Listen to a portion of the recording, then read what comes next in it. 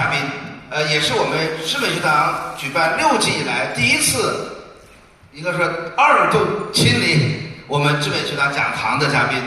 大家应该都知道我们这位嘉宾是谁，那我们就用热烈的掌声欢迎朱勇老师，先打个招呼。好。今天的嘉宾是朱勇老师。朱勇老师是故宫博物院研究馆员、故宫文化传播研究所所长。朱勇老师呢，主要的作品有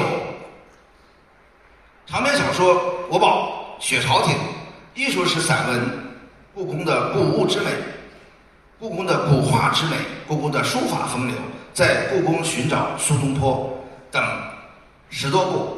数十部作品，13卷本的故宫著咏故宫系列由人民文学出版社出版。其实这个朱老师给的简介是比较保守的，朱老师应该书应该是超过100本以上了，而且我是从大学时代开始读朱老师的散文的啊，虽然是好朋友，但我经常说我可是读你的书长大的啊。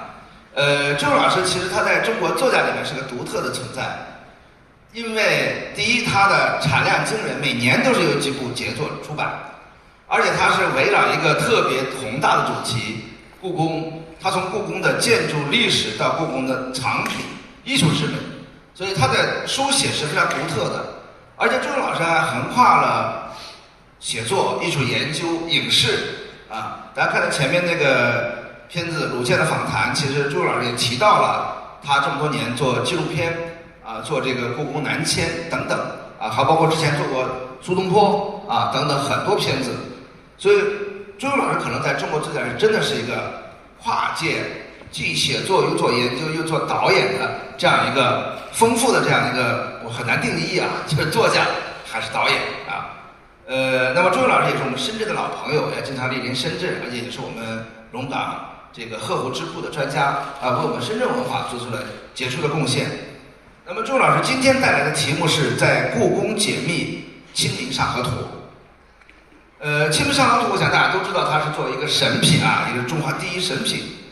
它不仅具有极高的艺术价值，也为我们提供了丰富的历史和文化信息。朱老师将从画家的身世及其所处的时代背景为切入点，讲述这幅传世名作的背后的故事以及相关的种种谜团。同时也为我们解读一座城市乃至一个时代的政治、文化与社会风貌。我们希望在朱老师的引领下，关于《清明上河图》的故事也能够成为画卷一般徐徐展开，宏大的历史背景与生动的历史细节都展现出独特的魅力，令我们一起去走进我们的艺术之美。下面大家用热烈掌声有请周勇先生。好，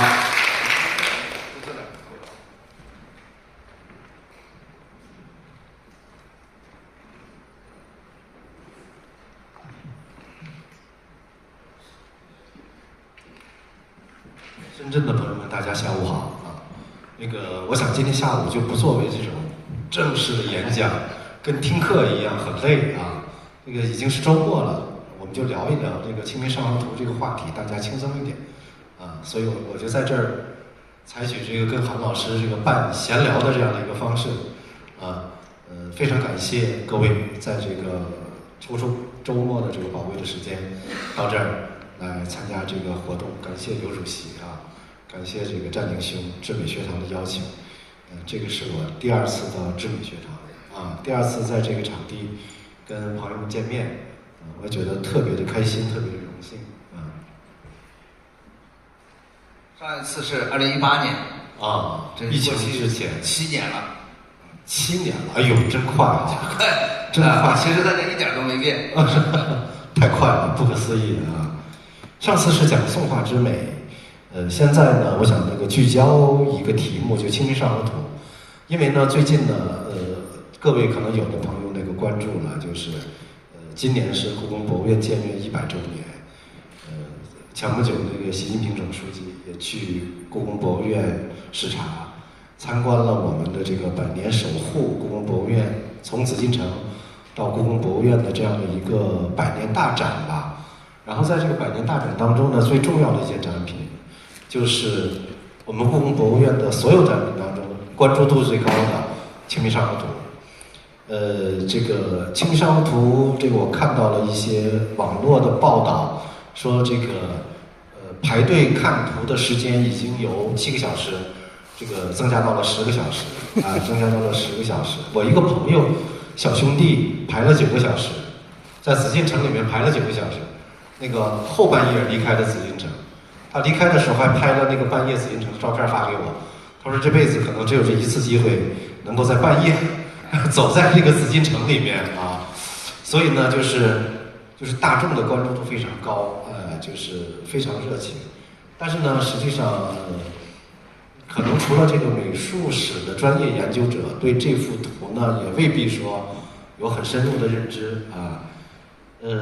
今年呢，我就给三联书店呢，在三联书店出版的这本书，叫《在故宫解密清明上河图》，然后呢，从我的这样的一些视角，对这个《清明上河图》呢做出一些解读。《清明上河图》呢是我们都知道是北宋张择端留下的一幅绘画名作。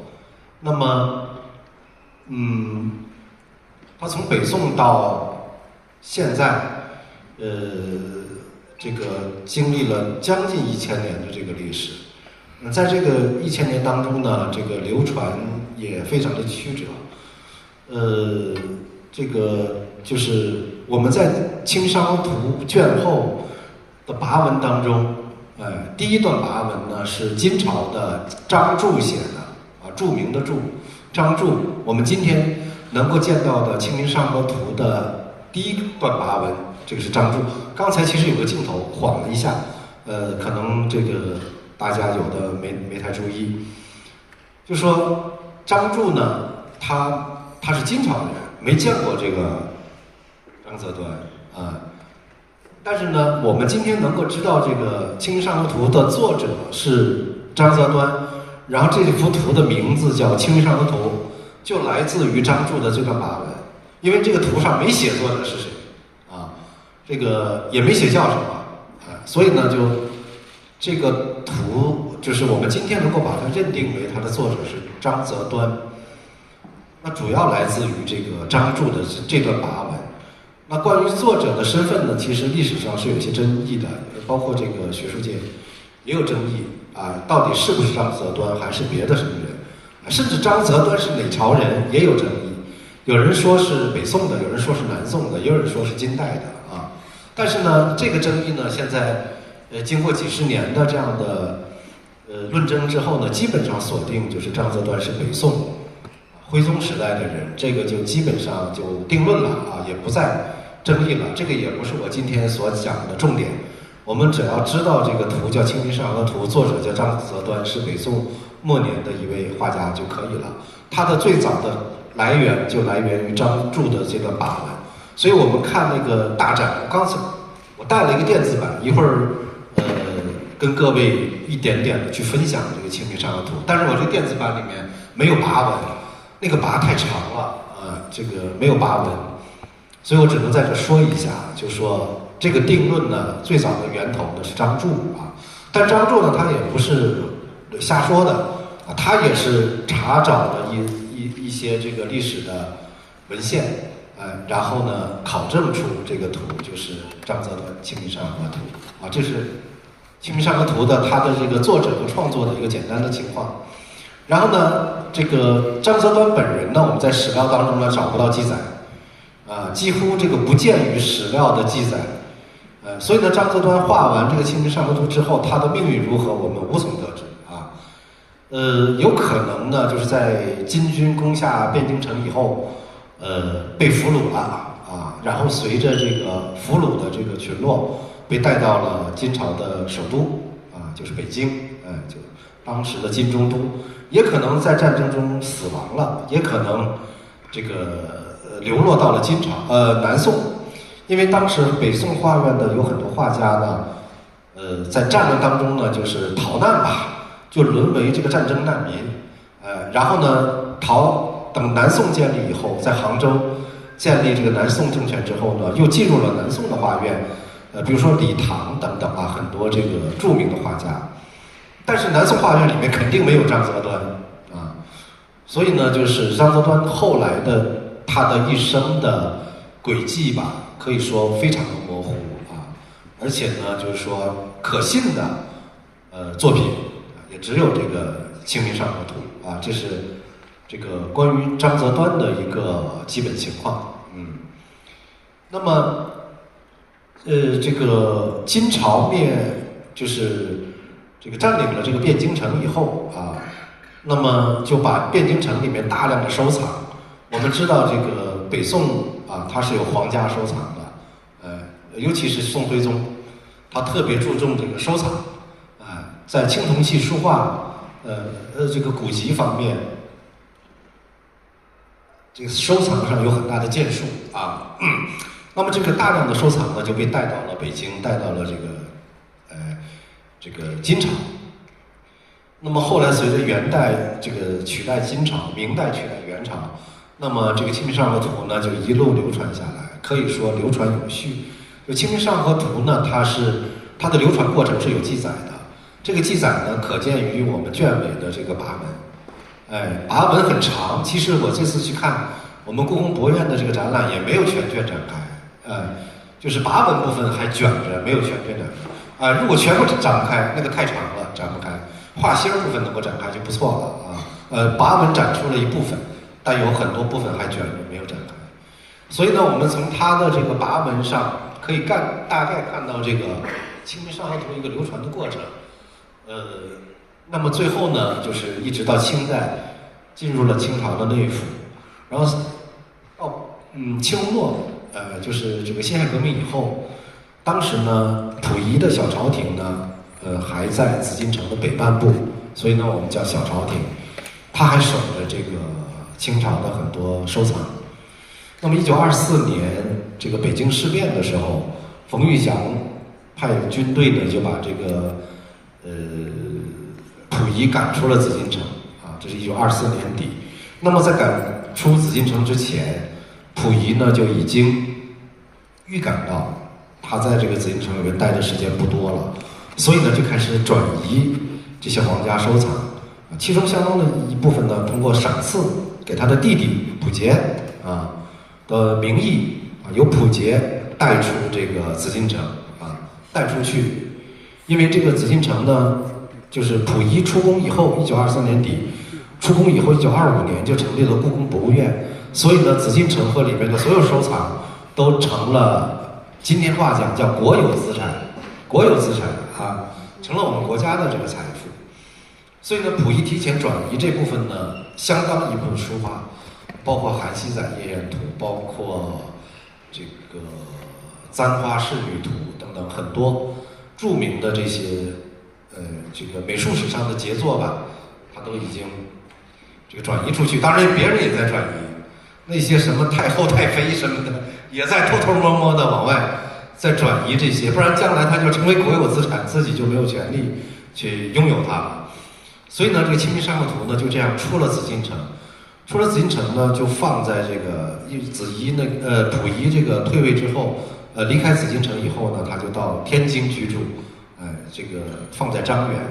那么到1932年，这个就是9·18事变以后，这个日本人把溥仪给弄到东北，然后很快成立伪满洲国，所以溥仪在天津的这部分收藏品也跟着去了这个伪满洲国，去了长春，放在长春的小白楼里面。所以小白楼呢是这个溥仪的一个宝库啊。今天这个长春北皇宫小白楼也是公开，这个就是可以向公众公开游览的啊。那么在第2次世界大战胜利以后，抗战胜利以后，1945年，这个溥仪呢就望风而逃啊。但是呢，这个《清明上河图》呢没有带走，因为他随身能带的东西很少。他从那个长春逃到了大荔子沟，在大荔子沟宣布了退位诏书，这是他第3次退位。溥仪一辈子3次登基，3次退位，第3次退位，是最后一次退位。退位诏书这个宣布以后呢，在大栗子沟呢，他就是随行人员呢就带了一些书画，因为那个没吃没喝啊，在逃难啊，所以呢也就拿一些书画呢就摆地摊儿就卖了，换点钱，换点馒头，换点那个窝头吃，能充饥啊。所以呢，但是呢，《清明上河图》呢留在这个小白楼里面长春，那么它绝大部分的藏品都留在这个小白楼没有带走，那么这部分呢就被这个遭到了哄抢，这部分文物遭到了哄抢，这个哄抢呢这些文物呢，这个也分成了几种情况啊，这个就不一尽说了，这个说起来也非常复杂。那么《清明上河图》本身呢就去向不明，到解放以前，就是到我们就是辽沈战役之后吧，东北解放以后，那么这个《清明上河图》呢就归了东北博物馆。东北博物馆呢就是我们的老的工作人员杨仁凯先生在文物堆里面突然发现了这个《清明上河图》，他就立刻做了登记。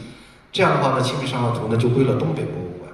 东北博物馆呢，我们知道是今天辽宁博物馆的前身啊，所以呢，就是当时收缴的，就是人民政府收缴的这个溥仪的小白楼文物当中呢，包括这个《清明上河图》《韩熙载夜宴图》《簪花仕女图》等等一些。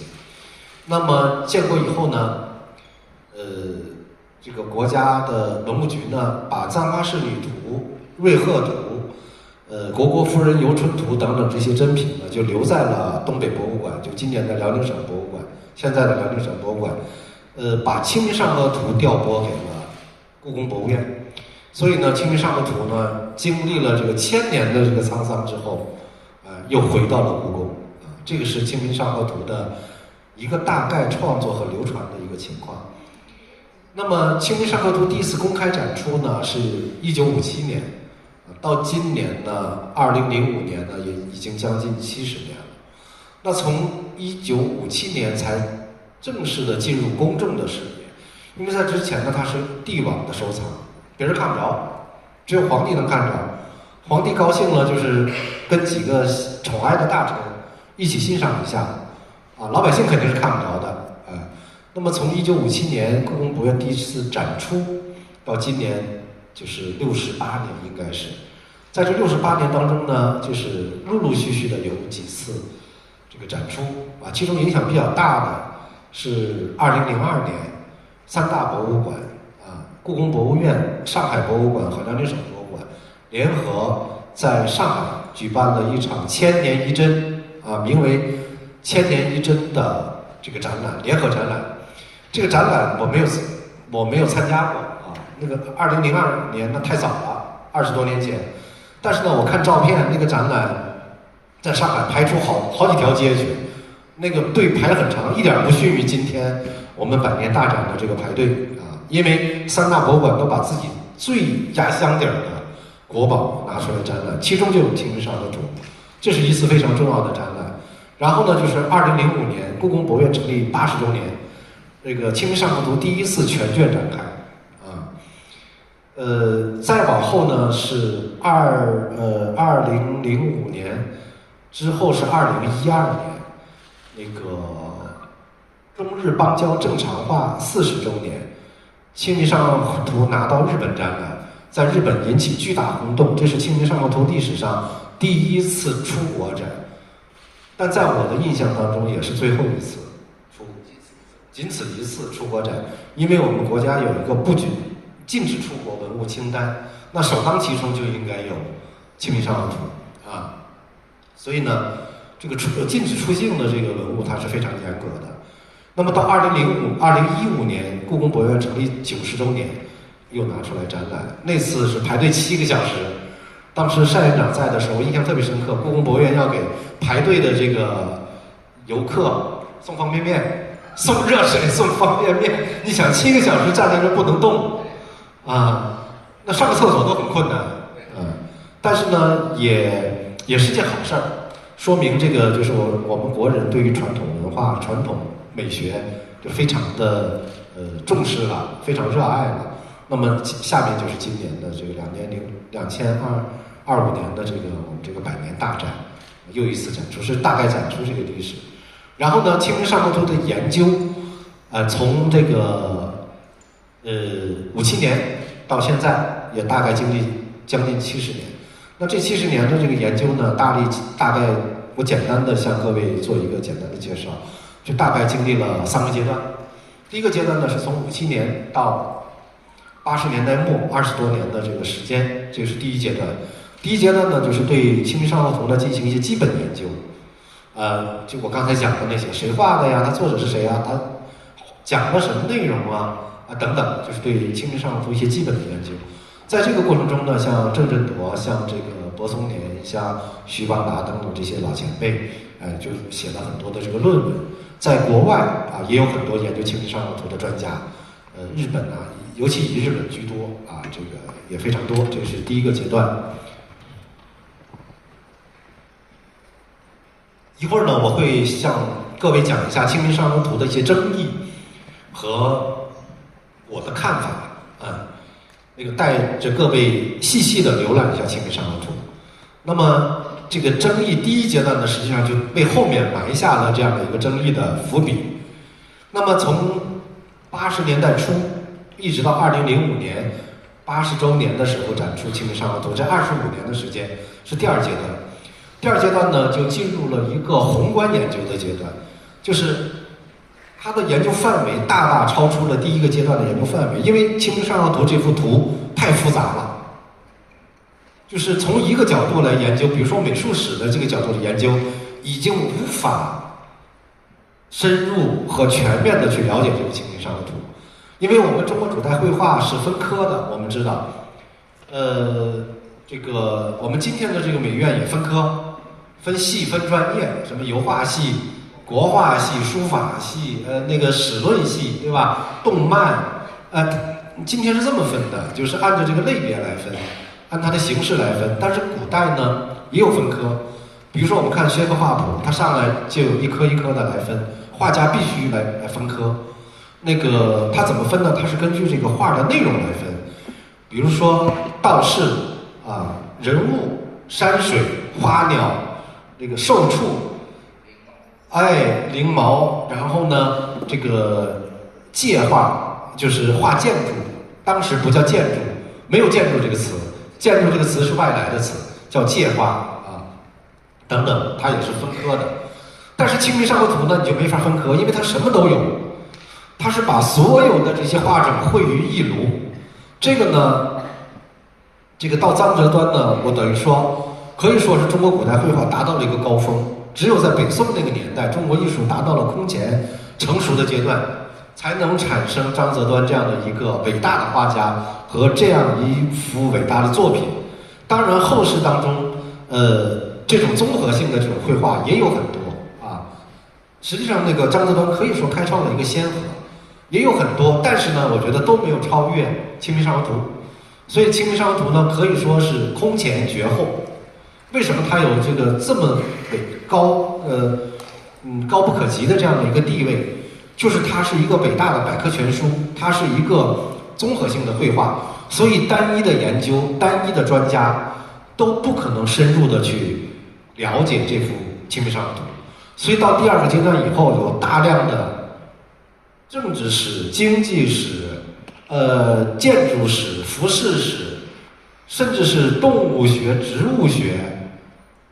这个桥梁史、气候史、气象史，各种专家共同都从自己的角度对《清明上河图》进行研究。一个单一的，比如说我是对美学一直感兴趣的，别人一个问题就把我问住，他说这个《清明上河图》里面画的树都什么树？这我哪知道啊？我不可能知道这是吧？所以呢，就是他必须各方面的专家来共同介入到这个《清明上河图》的研究当中。所以呢，就是第二个阶段的《清明上河图》的研究就进入到了一个跨学科研究的一个阶段，也就是说综合研究。所以呢，有很多交叉学科、交叉研究。这个交叉呢，越交叉越多。比如说有历史地理学，过去没有，过去历史学就历史学，地理学就地理学，现在有历史地理学，有历史气候学、气象学，因为气象对于历史是有影响的。我们觉得气象不就天气预报吗？这今天多冷，明天多热，刮不刮风，那个晒不晒太阳什么的，有没有下雨，就这就气象。实际上，气象对历史研究影响很大。中国历史受到气象的研究，受到气象的影响非常大。我们的历史大势，中国历史上最动荡的时期，恰恰是小冰期。所以你看，气象影响历史，没有这个小冰期，就没有金人的大举南下，就没有北宋的灭亡，没有这个北宋所有这些人的命运的这个变化。所以这是气象影响历史，所以呢，就这种交叉这种学科，随着我们学科的发展就越来越多，这是第二个阶段。那么从1985年，80周年我们那个展览到今天又过了20年，这20年呢，这个第二个阶段呢还有一个重要的一个事件，就是提出了清明上河学这个概念，因为它太复杂，太博大精深。它已经构成了一门学科，所以呢，就在第二阶段就提出了清明上河学，它成了一个专门的学科这是第二阶段。那么呢，就是从05年这个80周年到今年100周年这20年，就是进入第三阶段。第三阶段呢，就进入了微观史的这个研究阶段，就是很深入到很多微观。因为呢，微观史学呢是近年来中国历史研究的一个热门，但是在国际上已经流行很长时间了。我们呢就相对晚一些。所以前几天跟那个占庭兄提到那个王迪，王迪他就是一个很著名的一个微观史学的一个历史学家，他就是一个中国的一个代表人物。所以微观史学呢就成了一个历史学的一个趋向。那我在3联出这一套书呢，就叫《著咏微观故宫系列》，就是也是微观史，就是我研究一件文物，就是故宫博物院的那么195万件文物，我就研究一件。这一件当中呢，我研究某一个细节，这个呢就进入极其微观的这个阶段。这个阶段呢，借助于我们技术的这个变化和科技的这种支撑。那在第一阶段，我讲那个基础研究阶段，像我们的老前辈徐邦达、这个郑振铎他们那些老先生，他们不可能进入到微观研究阶段，为什么呢？他没法放大，很多细节看不清实际上，我们今天到这个展厅里面去看《清明上河图》排10个小时，你很多东西也是看不清的，因为《清明上河图》只有这个40多公分高。就这么大，就这么高，然后里面800多个人物，有大量的历史细节。过去我们最传统的就拿放大镜看，对吧？但是呢，我们现在有电子技术，我今天带来的是高清电子版，我可以把它放大到无限大所以呢，就是再加上我们这种3D 各种这个技术的成熟。昨天我们聊到 AI。昨天我们吃饭的时候跟那个邓一光，我们就主题是聊 AI 这个，所以我们未来科技的这种发展，为这个传统的这个艺术史研究添上了翅膀。所以呢，就是第3阶段呢，就进入了这个微观史研究这个阶段。所以我今天呢，也是我这本书呢和我今天演讲内容呢，也是第3阶段的一个成果。没有这个第3阶段这个研究，这个也不可能有这本书。所以呢，等于说我们今天的所有的成果也是站在前人的这个基础之上的那个下面呢，我就带各位来了解一下这个《清明上河图》，来看看这个《清明上河图》，因为前面说也都是这个在空说嘛。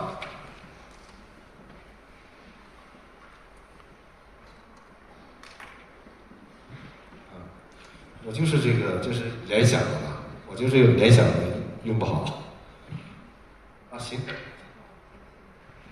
我给大家看一下这个元大有多大。元大大概就这么大元大就大概就这么大，所以呢，我们能看清吗？即使就是离着它只有1尺远，你的这个很多细节是看不清的。但是我们放大，我可以发现很多细节。就是它是现实主义杰作，就是它是用现实主义的这样的一个绘画方法来反映这个北宋王朝末年的社会生活的方方面面，后面的内容非常的多，非常的丰富。然后呢，它的比例、它的笔法非常的细致，就是我们越是放大，越能发现它的这个艺术功力。你比如说，这个是船，这个是拉纤夫，对吧？纤夫在用这个纤绳在拉纤。我们注意到它这个纤绳全部都是双线，大家看到了吧？全部是双线，而不是单线。然后这个是这个顶上舱顶的这个绳索纤绳，我们看它的纤绳，它全部是双线，而且是它互相缠绕叠压的这个关系，画的一丝不苟。但是我们看原图，原大就这么大，那个绳在哪儿呢？你找你都找不着。找到了，那还是挺厉害的。哎，他是用毛笔画的，你可要知道，他是用毛笔画的，他怎么画成这样的一个效果？这个细节，我只是拿出无数细节中一个来说明问题，可见他的笔功和画力，就是他是我们经常讲超写实的这个绘画。那这个张择端这个《清明上河图》，它就是超写实，对吧？所以呢，这个借助于微观研究，我们可以看得很细。但是呢，你用郑振铎那一代，他就摆在他案头，他也看不了那么细。所以呢，就是第3阶段就这个。然后呢，首先呢，我们要看这个《清明上河图》，它画的是什么，它的基本内容是什么，这是最基本的一个认知吧。我们得知道他画的是什么。我们画一个人物，我们知道他画的是个人物。他画一个苹果，我们知道画的是苹果，这很清楚。但《清明上河图》画的是什么？这个呢，从50年代，这个《清明上河图》开始被学者研究，一直到今天，都没有说清楚。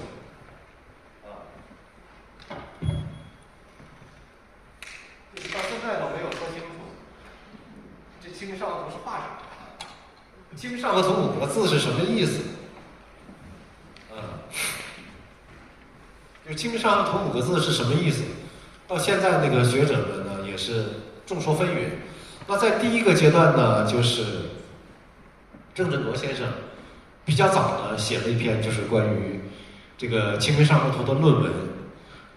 他呢就定调《清明上河图》呢，就是清明这个2个字呢，就是指的清明节那么这个《清明上河图》呢，画的是清明节这一天汴京城的景象。然后呢，这个郑振铎先生就开始描写了，从卷首一开始什么什么的，然后中间怎么样，一直到卷尾怎么样，反正就是各行各业5行8作人生百态，通过清明节这一天，然后呢得到了一个反应，对吧？郑先生他的一个一锤定音，这个定音呢一直这个影响到今天就是社会大众，包括学界、主流学界，大多数都认为这个《清明上河图》画的是清明节这一天，河呢就是汴河，这个没有争议这个肯定是汴河，因为这个汴河是这个汴京城它之所以能够这么繁华，是靠这个汴河滋养出来的，对吧？过去那个河流就等于高铁，过去没有铁路，没有公路，河流是主要的这个交通的渠道，所以呢，来往的这个商业都要靠这个河流来运输这个商品，包括这个漕粮。你那个皇城有这么多人吃饭，你粮食从哪儿来，对吧？各种商品的交换，所以呢，这个汴河呢是滋养汴京城得以生存发展的一个命脉，一个血脉。所以呢，这个河呢就是汴河，这个没有问题。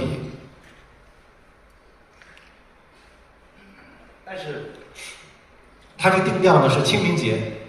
这个主流的这个定调，因为郑振铎先生他不仅是一个文物鉴赏大家，而且是我们国家文物局局长啊，50年代的建国以后的第一任那个国家文物局局长，为保护文物，包括我讲那个小白楼的文物这个散佚之后的这个回收啊，这个寻找啊，流散文物的回归啊，这个都起到了非常大的作用的一位了不起的一位老的文物工作者，所以他这个定调呢就一直延续，但是呢，到第2阶段和第3阶段，尤其是第2阶段以后，就有专家呢就对这个郑振铎的这个清明说提出挑战，因为呢这个清明说呢成立不了啊。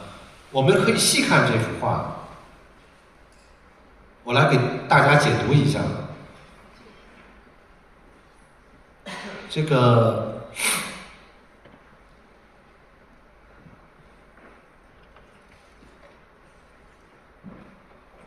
我们从画手开始，开场呢，这个是汴京城的郊区，他从郊区一直往这个城里来画。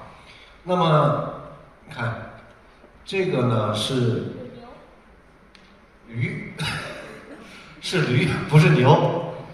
驴是主要的运输工具，牛呢是主要的生产工具。就我们农业生产离不开牛，尤其是黄牛。中国是这个传统的农耕文明，离不开牛，牛是重要的生产资料。但是呢，这个运输主要靠驴啊。这个驴身上驮的什么东西，能看出来吗？哎，对了，是炭，是古人烧炭。但是呢，我们看什么时候卖炭或者买炭呢？对了，冬天到来之前，就是即将天气变寒，就现在这个时候要过冬的时候，北方黄河流域，北方要过冬的时候肯定要备炭，对吧？那如果它是清明节，你会说冬天过去以后，春天来临的时候，天气变暖的时候，有人会买炭吗？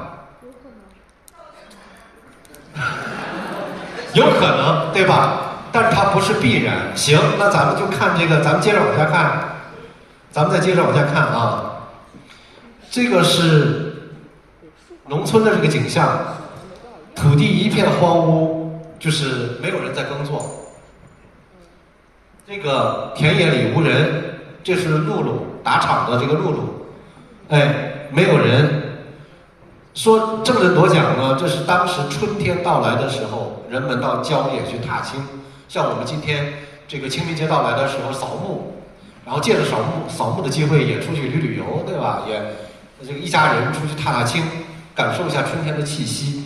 但是我们看看这个春天的这个郊外，荒无人烟，它没有这个踏青的这个景象。然后呢，这一队人马，大家看了可能说，这不是有踏青的了吗？但是你看他身上的穿着非常的厚实，围得严严实实，然后这个头上戴的这叫风帽，就裹得很严。北方很冷啊，我是北方长大的，那个冻的耳朵简直冬天耳朵要冻掉，感觉有刀在割那个耳朵一样。所以呢，就是你耳朵不围起来，冬天是不行的啊。所以呢，这个就是围到这个耳朵，就说明是在寒冬，那不是一般的倒春寒。倒春寒我们不会说冷到这个程度，就是我是在东北长大，我沈阳人，所以那个我小的时候，我上中学，我都是骑自行车，一个是必须戴手套，一个是必须耳朵那个棉帽子必须把耳朵围住，不然的话那耳朵会严重冻伤，就觉得那个冷简直就是像刀在割你的耳朵一样。所以呢，他戴着风帽，这个冷绝对不是春天倒春寒的这种冷。我们再看它的植物，我们基本上可以判断，它这个枯树的画法，其实张择端呢，他是集美术之大成。他这个画法当中呢，我们熟悉美术史呢，就可以看到有很多前人的画法，他继承了，直接拿过来。所以呢，它的这些枯树都是受到了郭熙呀、李成啊这些北宋风景画家的这个影响。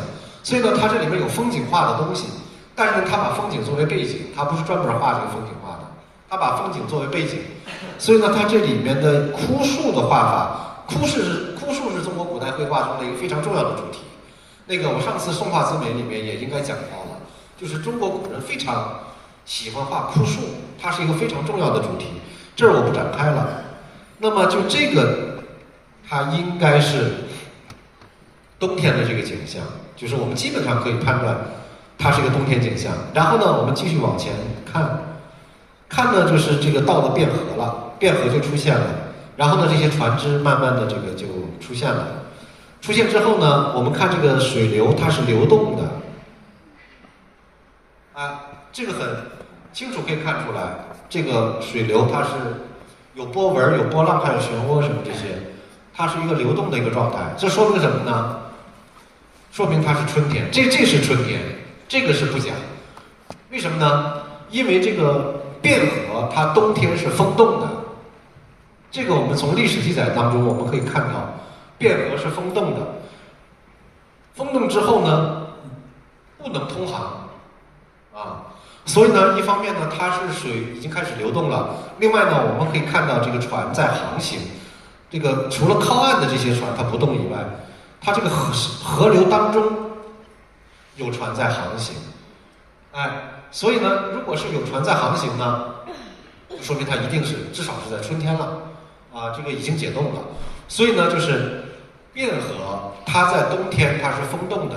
那么我们查这个北宋的史料，我们就会知道，北宋的政府每年冬天就会利用这个封冻的这个时间来清淤为什么清淤呢？因为这个汴河呢是引的是黄河水，它是运河，所以呢它每年都携带大量泥沙。这个泥沙抬高之后呢，如果你不及时清淤，它水就会漫出来，会危害这个城市，因为它是首都嘛。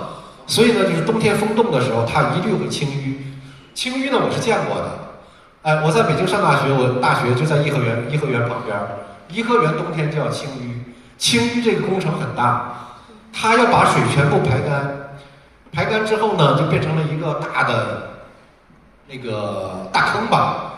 然后呢，就要把底下的淤泥全部挖出来运走。然后把水再放回去，这是清淤。所以北宋政府呢，每年冬天都要利用断航这个时间，因为你通航你影响经济，那你不能清淤。所以呢，在断航的这个冬天，每年都要清淤。那么到了这个时候，我们看已经在航行，就说明它不是冬天，它是在春天。这样的一个，这个呢，就是如果用郑振铎那个说法呢，倒也还说得过去这是春天。然后呢，随着这个画卷的深入呢，我们可以看到这个水流越来越湍急水流湍急，不像刚才那么平缓了，那么平和了就是水流很急，急到什么程度呢？水流急怎么画？水是很难画大的浪漩涡，对吧？这个水呢也是很讲究的就是这个画水呢，也是中国古代绘画家的一个功夫。我们南宋有一个非常有名的画家叫马远，这个画和人被冲走。他呢就画过那个水图，也在这个故宫博物院我们曾展出过。他专门画水画不同地方的不同河流，江河湖海的这个水流都不一样。洞庭湖的水跟鄱阳湖的水它可能就不一样。所以呢，这个马远呢专门画水。所以张择端呢，他也展现了就是画水的这方面的功夫。那这个地方呢，就是我们一方面呢，我们看到它的漩涡多了，而且呢水流很湍急。更重要的，它是通过人物和情节来凸显这个水流的湍急。什么情节呢？就是这艘大船，这是一艘大船，不管大概率是运货的吧，我不管它运人运货的。你看这艘船呢，马上就要冲向这个桥头，就要撞向这个桥头，要发生这个交通事故了。所以呢，这个船上的人都在喊：“注意呀，我们这个要撞了。”然后呢，桥上的人呢都把目光吸引过来，有的人看热闹，对吧？就看热闹不嫌事儿大。这街上我们经常有人发现有人看热闹的，但也有人呢就是帮着呼喊啊，就是说你们注意啊，这个不行了，这个要马上就要撞了。然后看岸边的这个人也在呼喊啊，这个桥叫虹桥。首先我介绍一下虹桥。虹桥呢是北宋我们宋代科技史的一个重大的成果，就是李约瑟先生在这个中国古代科技史里面专门讲到这个虹桥的建造啊。中国是桥梁大国，到今天我们也是桥梁很厉害，造桥很厉害，桥梁大国。这个虹桥它的作用是什么呢？它这个看上去像彩虹一样，非常的优美，但是呢，这个造虹桥呢，它可不仅仅是为了优美。我们中国的这个古代建筑，它是实用跟优美相结合的啊。它实用价值是什么呢？在于它没有桥墩，就是我们的桥已经可以不用桥墩了啊。那么为什么不用桥墩呢？就是因为这个汴河当中有桥墩，所以呢，它容易造成交通事故。因为那个时候它没有方向盘，完全靠人靠舵手来控制方向，所以呢，当水流湍急的时候，如果这个船本身很重的话，就很容易发生这个船毁人亡的这样的惨剧。这样的惨剧呢，每年在汴河上都会发生。所以呢，避免了这样的交通事故呢，就发明这个虹桥，主要是为了没有桥墩，这个是非常了不起的。这是从这个建筑史的这个角度上去讲。另外呢，从布局毛篇上讲，我给大家看《清明上河图》呢，它5.28米的这样一个长卷，上面有814个人物，100多栋房子，120栋房子，20多艘船舶。那么这样巨大的一个鸿篇巨制，它相当于我们这个作家写的一部长篇小说，对吧？但是你这个整个这么大的规模，很容易失控。就作为一个创作者来讲，很容易失控。失控就是它就乱套了，而且是一盘散沙。你这个如果是一盘散沙，它的意义就不大了啊。所以呢，就是这个虹桥呢，我觉得它是这个全卷的一个核心，布局谋篇上的一个核心。它把这个河流上的人，这个桥上的人和岸边的人，全部有了一个共同的交汇点。它这个整个的这个布局谋篇它就不散了，而且呢，用了一个非常紧张、惊心动魄的一个情节，把整个的这个画卷给整合在一起。所以呢，你就是写文章要有一个文眼，画画呢也要有一个画眼，它才能不会一盘散沙。所以呢，从整个布局谋篇来讲，这个部分是核心的环节。它就把几股人流有了一个共同的焦点，事件的一个焦点，内容上它有一个焦点。另外呢，它制造了一种紧张感。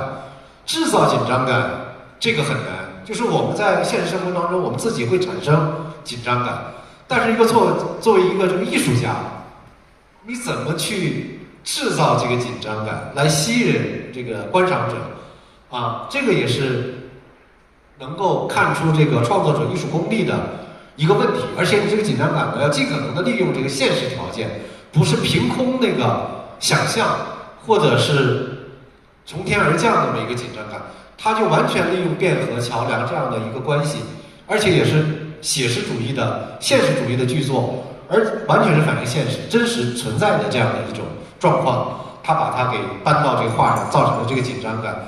这个让我想起什么呢？想起那个我们早期电影的一个大师叫爱森斯坦，他拍了一个著名的电影叫《奥德萨阶梯》啊，这个是黑白默片，就电影大概是1910几年吧，还是20几年，就是很早的时候，100多年以前。这个爱森斯坦，这个苏联的这个电影大师，他有一部那个作品叫《奥德萨阶梯》。这个奥德萨阶梯现在还在啊，我没去过。如果我有机会去，那我那个就特别想去看这个奥德萨阶梯。那个它这个建筑还在，它是什么呢？它就是那个楼梯呀、就广场上的那个楼梯呀、一凳一凳的那个楼梯，它很高，延伸很长的一个楼梯，啊，就有点像我们重庆朝天门码头一台一台台阶上去很高啊，那个台阶，这个叫奥德萨阶梯。那他在这个《战舰波江记号》这部电影里，他就用了这个条件来制造紧张感。你们想一想，如果你们是导演，你们如何利用这个环境来给观众制造紧张感？尖叫，那都太一般了，这太一般了。因为我们不是大师，我们跟大师的距离就在这个地方，啊，他是怎么做的？他在一片慌乱当中，兵荒马乱当中，安排了一个实际上是无关紧要的一个，看上去无关紧要的一个群众演员，就是一个老太太。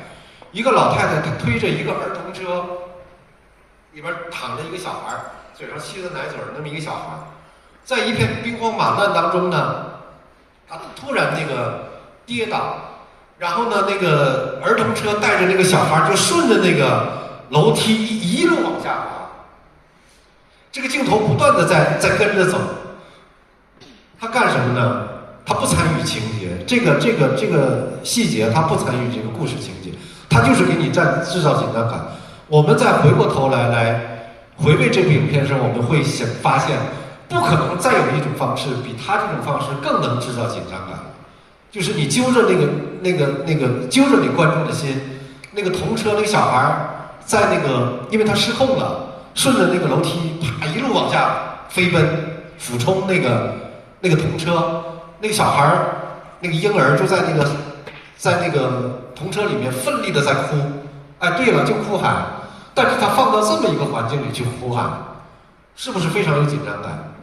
所以呢，就是在张择端那个年代呢，将近1000年前没有电影，但是呢，这个《青山河图》就是一部电影，所以呢，他用这样的一个方式，虹桥的这样的一个方式来制造这个紧张感，这是从绘画功力的这个角度上来讲的。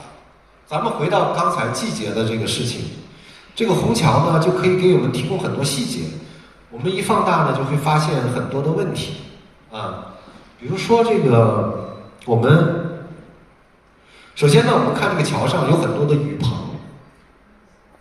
哎，这个伞，这些小棚子，这个桥上呢两边呢都是这个贩卖小商品的小商贩，在这卖这个各种小商品。还有吃喝啊，一碗面条啊什么的，这种小商贩，在这个桥上，为什么呢？因为这个人来人往，那个客流最多，对吧？所以呢，这个地方它是做生意的好地方，就好像我们今天这个天桥上啊，有很多的这个卖什么手机壳啊、贴手机膜啊，就这些小商贩。那么这些小商贩呢，它的这些呢是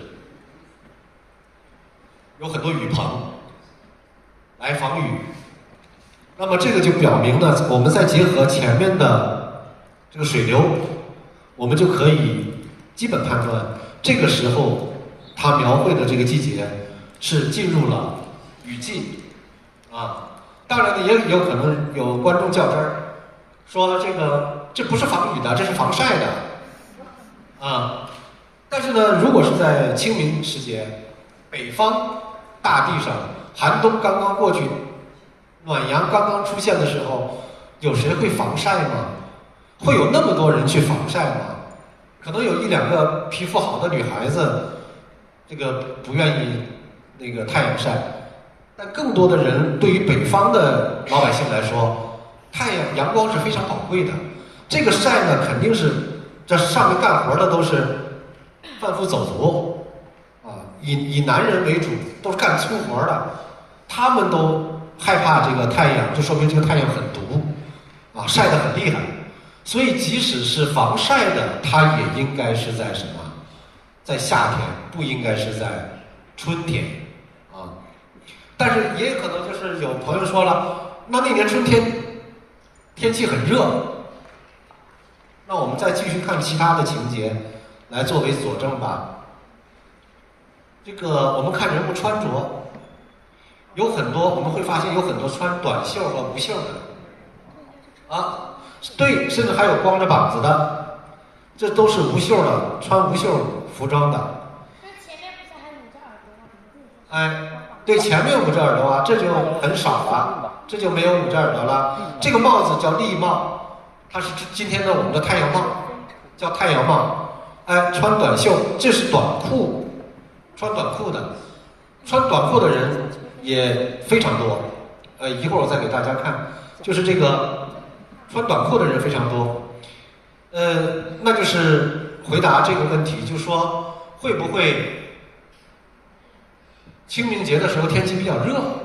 刚才说倒春寒，因为倒春寒了，那些穿厚衣服的才合理，对吧？但是呢。这个呢，我们又觉得那天它是不是比较热？它同一天不可能又冷又热，对吧？它要么比较冷，要么比较热。但是呢，我们即使是我们可能在座的南方人多，不太了解北方。北方在清明节阴历3月、阳历4月的时候，再热也不会穿短袖、穿短裤，啊。然后呢，会不会那一年的这个？比较热呢，清明节，我还真查了这个北宋后期的这个气象记录，我那个书里面列了很详细的，我今天就不跟大家细说，因为刚才提醒我这个时间已经到了。这个那个时候正好是出于中国历史上最大的4个小冰期之一，就是天气酷寒，啊，在北宋末年天气酷寒，所以呢不可能说。清明节天气比较热，那所以我们基本上就可以断定，这个是在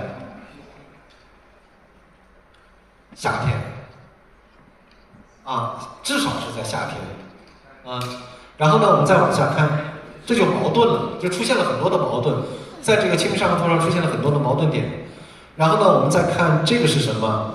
这个呢叫。那个彩楼欢门，这个呢就是彩楼欢门呢，它表明它是个大酒店，5星级大酒店。这个在这个《清明上河图》里面呢，它画了很多的这个客栈，有很多的酒店。那么一旦彩楼欢门出现的时候呢，它就是一个豪华酒店，富人住的。所以呢，就是它后面这个酒店就是这个著名的酒店，前面有个彩楼欢门。这写的是10千脚店，这是什么？这个是这个酒店名字，啊，就是比如说香格里拉大饭店，它这一个牌楼，这个招牌在这写着呢。这个天之美露，这是什么呢？就是酒的广告，啊，就是天之美露，就是像甘霖天上下来的一样。天之美露，这是酒的广告，这上面挂一旗，这个是什么？咱们熟悉吗？酒旗。哎，对，这个叫酒旗。哎，酒旗水村山郭酒旗峰，南朝484多少楼台烟雨中。这个酒旗呢，在唐诗宋词，包括小说《水浒传》这些里面经常出现，但酒旗长什么样，我们没见过，对吧？因为那个时候没有照片。那个《清明上河图》里面，哎，他就画了这个酒旗，我们就知道这个酒旗长什么样。酒旗上面写着2个字，这个字已经残了，但是基本上能够看清楚。对了，新酒，新酒。我们查这个历史记录，那个《东京梦华录》还有一些其他的这些文献史料里面就写了，新酒是什么时候上市呢？中秋节前上市新酒，中秋节8月15。这个中秋节前，那它最晚是在阳历9月份以前，对吧？也是天气比较热，但是即将进入这个秋天的这样的一个环节当中。它上市上多久？就是它那个时候上市，啊，这个但是你看这酒旗都残了，它也至少得飘了1个月吧，上市之后1个月。好，那我们先不说这个啊，一会儿我跟大家解答这个问题。然后呢，这个蚕不是说他当时画蚕，这个蚕是他在流传的过程中蚕了啊。因为呢，他当时这个画里面他是不蚕，他不可能画的是蚕的旗。这个呢，是因为这个《清明上河图》啊，我刚才讲，就是在这个东北博物馆发现以后啊，那个图已经很烂了。我们故宫博物院回到故宫博物院的很多的图都非常烂了，有的是碎片了。这个图虽然没有碎片，但它基本上上下就跟长了牛皮癣是一样的，就非常残破。残破的时候，我们把它修复成这样。修复成这样呢，这里面修复的过程中呢会有缺失，因为它1000多年了，这过程中有缺失。缺失这个部分呢，我们尽量不去补它，但是呢，必要的时候可以补。补呢叫添笔，添笔呢要非常慎重，因为你改变了原来的那个形态，你这个添笔也是后人添的，你搞不清楚，后人就不知道哪个是张择端的笔，哪个是你修复师的笔，你看不出来了。所以呢，可以添笔，不是不能添笔，添笔要非常慎重。所以这个地方呢，它残了就残了，我们没有添笔。包括呢，就是在这个我们的书法作品当中，有大量缺字的。一幅那个书法的作品中间缺字，这个字我们基本不补的基本不补，缺就缺了，要保持这个文物的原貌。所以它不是挂了1个月了，它是流传1000年了，是这样的一个问题。所以呢，就是往后再看，这里面各种社会形态，方方面面有很多细节，这都没有时间来讲，我就把这一个问题把它讲完。然后呢，到最后画卷结束，最后这个人，这个是我们今天能够看到的。你看这个地方也残了，没有添笔，对吧？这个地方人脸这个地方也残了，残的很多。1000年能像这样，已经相当不错了啊。然后呢，这个是最后一个人，最后一个人呢，他穿的是短裤，说明呢也是在天气比较炎热的地方，然后就结束了。那么这个问题怎么解释？我今天时间已经到了，我就做一个简单的一个解释。所以呢，就是《清明上河图》，它画的这个内容到底是什么？画的是什么节令？就争论不休啊！从那个郑润铎先生提出清明说之后，就很快有专家又提出这个秋景说，说这画的不是春天是秋天啊，比如新酒啊等等等等，就是由夏入秋的这样的一个景象，争论不休。这个呢，就是我对这些看法我都不同意，所以呢，我这本书呢就这个提出了一些我自己的认知。这里面呢，就是有一个很重要的一个问题，就是中国古代绘画长卷怎么看？就是我们对于这个我们自身的这个审美传统啊，都已经陌生了啊。就是我们可能是5四以来受西方传统的这个影响比较多，我们习惯油画呀等等各种这个绘画的这种观赏，我们对自身的这个绘画长卷的这种观看方式已经非常陌生了。长卷呢是中国产生非常早的最早的一种绘画形式。绘画呢原来呢是主要依托于屏风，叫画屏，然后呢就是长卷。那个竖轴呢产生的比较晚，比这个长卷产生的要晚，所以呢这种长卷也叫横卷，也叫手卷，是我们绘画的当中的一个比较主流的一个绘画形式。我刚才讲到的那些名作都是长卷的这样的一个形式。长卷怎么产生？很多美术史家认为长卷是受到敦煌经卷的影响，因为呢我们在敦煌发现的那些这个汉代的甚至更早的这个经卷都是这种横卷的形式。我们看的那些佛经啊都是横卷，然后那么一卷，对吧？它就可以把它卷起来，然后一摞一摞的把它藏起来，这是横卷。所以呢有人认为这种长卷呢是佛教传入中国之后受这个敦煌经卷啊等等佛教这种经卷形式的影响，但是我认为不是这样，还要更早。怎么更早呢？就是说可以早到新石器时代，中国的这个彩陶时代。彩陶时代没有纸张，没有这个丝织品，不可能产生这种横卷。但是我们看彩陶，它是圆形器皿，然后呢一圈绘画，当然画的很简单，画条鱼啊，画什么，画这个水波纹啊，很简单。但是如果我们把它做成剖面，给它做成一个平面，它是不是就一个横卷的一个形式啊？所以呢，我觉得这个横卷的形式呢，是中国人传统思维的体现。这个中间是一个很复杂的一个论证的过程，这个我不细讲了。总之呢，它是一个横卷的这样的一个形式，而且呢，在中国呢有着深厚的美学传统，这是第一点。这个《清明上河图》采取了一个横卷形式。第二点，横卷怎么看？古人看横卷呢，绝对不像我们今天这样把它全部展开，像博物馆这样把它展开，然后给我们看。然后呢，我们这个人呢就从这头走到那头，他有多少米，我们走多少米。这个5.28米，我们走5.28米，长的横卷有10几米、20几米，甚至有几十米的。我们前几年深圳做了一个叫什么深圳的鲲鹏什么那个图，那就很长，我感觉有上百米了。那个展览是很难展览的，那要是在这个厅里面，可能得展一圈，对吧？那个长度太长了，我们古人没有那么大的房子啊，所以呢，不可能把它这个全卷来展出。即使在今天故宫博物院全卷展出，也是非常特殊的事情啊。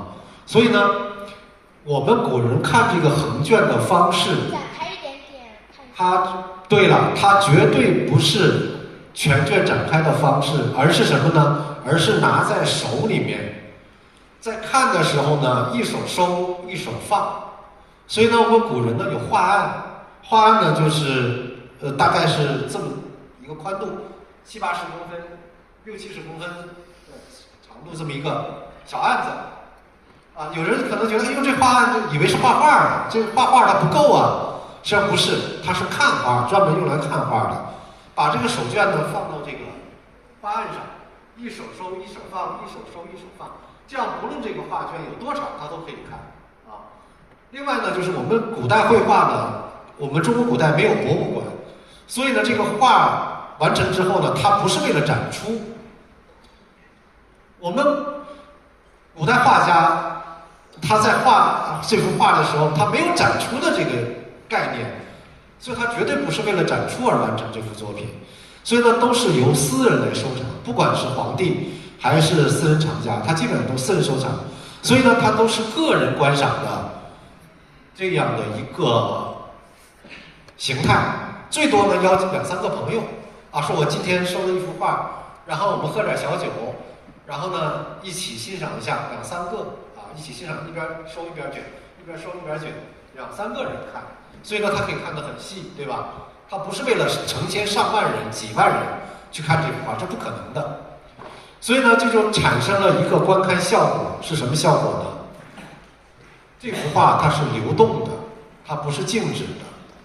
就是因为我们在展开的过程中呢，我们展的60-70公分，它永远是这幅画的一个局部，所以呢，我们观看者看到的是这幅画的一个局部，所以他在看前面的时候，他不知道后面是什么，他随着不断的收卷，不断的收剪，后面的画的内容一点点展现出来，所以呢，就是它产生的这个画卷。它的效果是一个流动的效果，啊，它是一个流动的效果，所以呢，神秘，这个它呢就会有一个叫历史性观看。中国的古代的绘画呢是历史性观看，经历的历，就说你要看完这幅画，必须借助一个时间，5分钟或者10分钟，你才能把它看完。它是一个流动的画面，这个就我们今天看短视频是一样的。你短视频再短，哪怕1分钟、30秒一个短视频，你也要借助时间来观看，对吧？你不可能1秒钟我把一个电影看完。电影呢，一定要借助一个时间，所以这个观看呢叫历史性观看。而西方的绘画呢，它一眼就可以看完。蒙娜丽莎，我站到它前面，到卢浮宫站到蒙娜丽莎前面，我一眼就可以看完。然后呢，我愿意看他的头，看他的头；我愿意看他的手，看他的手。啊，你的视线，你看哪儿都可以，这叫一览无余啊。那个不管多大的一幅油画，你都可以一眼看完。当然，你可以在他面前站半个小时，那是因为你想细看、仔细欣赏。但你看半个小时跟看1分钟、1秒钟，其实你看到的内容是一样的，只不过你想慢慢的去感受它。但中国绘画不是这样，它不可能一览无余，所以它必须要经历一个时间，这个叫历史性观看。所以那个时候中国没有电影，我说这个长卷，它就是当时的电影啊。那么这个画家他在画这幅画的时候，他画这幅手卷的时候，他知不知道观者是历史性观看的？他肯定是知道的。所以呢，他在画的时候呢，他就要把时间放到这个画里面去。所以呢，这就让中国古代的这个绘画长卷呢，有了叙事性，就是这个画它从头到尾，它要讲一个事儿，从头到尾的讲，就跟一个电影从头到尾讲一个故事一样，它不是一个场面，它不是说西方绘画，比如说拿破仑在某某战役，拿破仑那个高头大马一瞬间飞跃起来，然后呢像拍照片一样，啪拍张照片，就这一瞬间我把它画下来，来代表这个整个战役，对吧？这是西方油画。那么中国的绘画它有叙事性，它一定要从头到尾，像讲一个小说一样，讲一个故事一样，把这个故事从头到尾给它讲全乎了。这个是中国古代绘画长卷，它是有叙事性的。所以呢，就是这种收放式的观看，它注定了我们画家在绘画的时候要把时间的这个概念纳入到他的绘画当中。所以呢，我讲中国的古代绘画，尤其是这种手卷，它是四个维度。我们通常的维度，比如说油画，它是长宽深啊，就3维、3D、3维。我们是4维，加了一个什么呢？加了一个时间。所以呢，这个是一个很重要的，就是我们在观念上必须改变的，必须要了解我们中国古代绘画的和这个观赏的这样的一种传统。像很多画都是这样，比如说故宫博物院藏的那个《洛神赋图》，它就讲述了这个，因为它是根据这个曹植的这个《洛神赋》这幅名篇，把它画成了一幅画，所以呢，它就讲述了这个曹植那个在行走的过程中，黄昏时分，影影绰绰，人困马乏，肚子也没吃什么东西，挺饿的。然后呢，路过洛水，洛神就是洛水之神啊，每个大江大河都有神啊。影影绰绰呢，就看见这个洛水之神从这个水面上飘飘渺渺的升起来，一个大美女美人儿，然后呢，他就喜欢，然后两个人相识相恋，产生了恋情。最后相别，不得不告别啊，这样的一个故事情节。所以呢，《洛神赋图》呢，它是讲述的从头到尾这样的一个故事，它把这个相见、相识、相恋、相别的这个所有细节都画出来。所以呢，我们就可以知道，它在展放的时候，它前面没有讲后面。所以呢，这个观者呢，他是通过一个时间来了解这样的一个时间的整个这个过程。还有呢，我们那个著名的《韩熙载夜宴图》也是这样，啊，《韩熙载夜宴图》呢，它是讲韩熙载的这场夜宴，从开始到进行当中，到高潮，到最后结束这样的一个过程。所以呢，它在展卷的过程中的这个夜宴的，从8点、9点到12点，这个过程一点点的在闪现出来。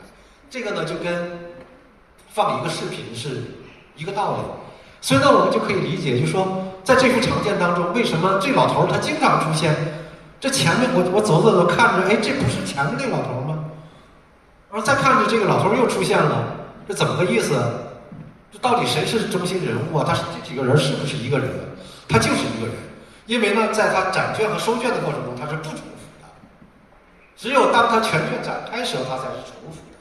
这个就决定了，就是我们观看古代手卷的一种审美方式，这点我们必须要了解。不了解，我们就会出现这样的错觉或者是争议，就看不懂这幅画。那回过这个《清明上河图》，它为什么会出现在时令上、季节上出现了这么多的矛盾点？那你这一天到底是冷了还是热呀？到底是怎么个天气呀？这就解释不通了。用这个郑文铎先生的这个清明说来解释这个清明上河图，你怎么解释都解释不通。那秋瑾说也解释不通。你这个方面解释通了，你到另一个地方又碰壁了，很难自圆其说。这个是因为什么呢？这个是因为没有按照我们中国古代绘画这种叙事性和这种时间性来解读这幅画，所以正确的解读应该是什么呢？张择端画这个《清明上河图》呢，画的不是某一天，而是一年，春夏秋冬四季，春夏秋冬寒来暑往，形成了一个闭环，循环往复，生生不息。所以他画了一年，就是画的永恒。这涉及到中国古代有个圆形时间观，这个地方我不展开。中国古代的时间观，中国古人的时间观，我们不能用今天的这种观念去反推古人。中国古人的时间观不是线性的，时间不是分成过去、现在、将来，这是我们今天的叫线性时间观，一条线。中国古人时间观是圆形时间观，它是循环往复、周而复始、永无止境的。所以呢，张择端呢，就是通过一年四季画了其中的一年，就等于它形成了一个闭环，就等于画了这个城市的永久、永远。这个是张择端非常聪明的一个地方。那可能会有细心的这个观众提出反驳，说这里面有冬夏春，没看着秋天啊。这个因为这个最后的一个人还穿着短裤，这也不像秋天啊。这就涉及到另外一个问题，这个问题呢也是我在这个书里面解决的，就是这个《清明上河图》是我们今天看到的《清明上河图》是不是全卷？是全卷还是残卷？在这一点上，学者们争论不休，也有。所以关于《清明上河图》的任何一点都有争论啊，有全卷说，也有残卷说，都是非常响当当的艺术史家做出这样的结论啊。其中比较主流的是全卷，或者是接近于全卷啊。但是呢，我认为它是残卷啊。为什么是残卷？首先，因为他最后只画了一半的事。但它也可能是接近全卷啊，因为在这个1000年留存当中，这个图已经很破烂了。破烂了呢，有可能呢就是最后的藏家把它这一段截掉了，把破烂的部分截掉，然后重新装裱，对吧？我们看这个印章，那个是三希堂经鉴宴，经鉴玺。我们看这个印章，这压凤章压凤章，对，这只有2个压凤章，其他的章都不压凤啊。那就说我们这个压凤章一盖，就知道这个时候装裱的，对吧？那个之前的就不能算了。那这个是三希堂经鉴玺，这是遗子孙，这谁的？乾隆皇帝的，乾隆的印。那就说装裱的时间应该是不会晚于这个，它可以早于这个时候，它不可以晚于这个时候，因为最后盖棺论定的就这个啊。所以呢，他最后感觉数没画全呢，也可能是接近残卷，接近全卷。就是后面太破烂了，没法装裱了，成破烂了，最后一刀把它裁去，然后留了这个部分，这个是有可能的啊。但是我仍然认为它是残卷，为什么呢？首先从画法上，我们可以对照首尾，我们看它起笔的地方，这个非常的荒疏哈，这是这个城郊的景象，然后越来越热闹。人越来越多，然后呢，一直到这个城里面，这个地方无论如何，它不像个结尾，对吧？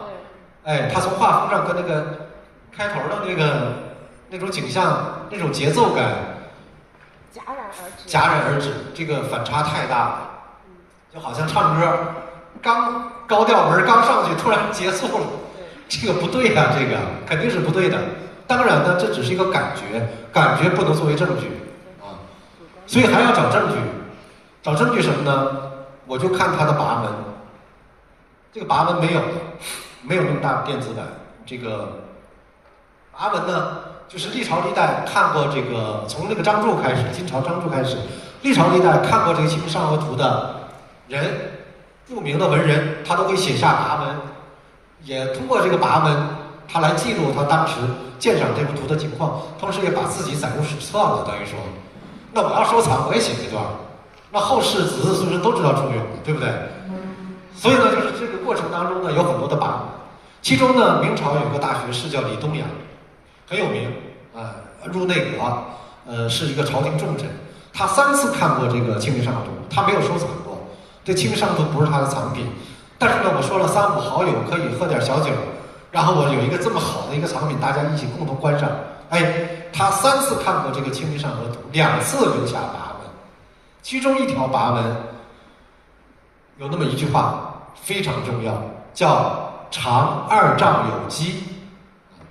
那么他就因为李东阳本身是一个书法家，同时也是一个收藏家，哎，他知道这个。他从收藏家这个角度，他看跟别人看他的那个方法不一样，他就记录了这个作品的尺寸。2丈有基是多少呢？1名彩尺相当于今天的34.1厘米。2丈有基呢，2丈呢就是6.82米，6.82米。然后呢，有基呢就是还多一点。那就大概他没有记载那么详细，因为那时候也没有什么厘米、毫米什么这概念，所以呢，就是有基多一点呢，就是我们可以大致的估量在7米左右吧，哎，就是7米左右的这么一个篇幅。那我们今天故宫博物院藏的这个尺寸，我们是可以量的，一量5.28米，少了将近1.8米，1.7米、1.8米左右，那这可不少啊，我就1.8米。就是少了我的身高的这么多的这个画，而且这个画它不是纸，它是画出来的，它是那么一个蚂蚁大的小人画出来的，那这个篇幅是很大的啊。所以呢，我们现在就基本上可以断定，这个《清明上河图》是个残卷。它残的是什么？通过刚才的这个讲述，我们大概就可以推理出是汴京城的秋天。所以呢，《清明上河图》呢，应当是冬、春、夏、秋形成了一个4季，然后构成一个闭环，来循环往复的来讲述这座永恒之城啊。张择端呢希望这座城啊，这种辉煌的世界大城能够成为一座永恒之城，但是很遗憾，在它完成之后，很快这座城就毁于战火，消失无踪了。连张择端自己都消失无踪了啊！所以这个永恒是并没有向他所愿，没有如他所愿存在，这是一个。还有一个就是这一年，我说春夏秋冬这一年是任意一年还是特定一年？我讲它是特定一年。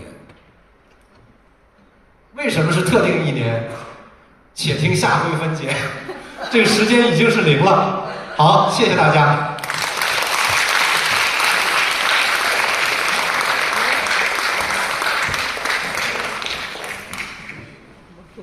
您歇会儿。我歇会儿。超时了。刚好这个我们前面。